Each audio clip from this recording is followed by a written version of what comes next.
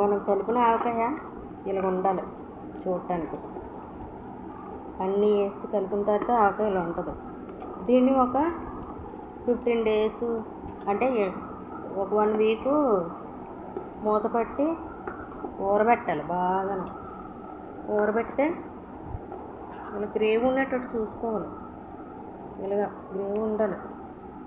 అదే అగర, దీన్ని తెలుగులో ఏమంటారు? అగర అంటారు. ఈ అగర ఉండేటట్టు చూసుకోవాలి. చూసుకొని ఇలా పెట్టుకోవాలి. దీన్ని ఒక 1 week కానీ నెల రోజులు కానీ స్టోర్ చేసుకున్నాం అనుకో చక్కగా బాగా ఊరుతుంది అన్నమాట. ఊరిన తర్వాత మీ చిన్నప్పుడు గుర్తు ఉంటుంది. బెల్లము తర్వాత కారము ఉప్పు వేసి మనం మామిడికాయ ముక్కల్ని ఒకరోజు ఊరబెట్టుకొని పొద్దున్న వేసి తింటాం చూసా, సేమ్ అలాగే. కాకపోతే ఇలా అన్నీ యాడ్ చేస్తాం.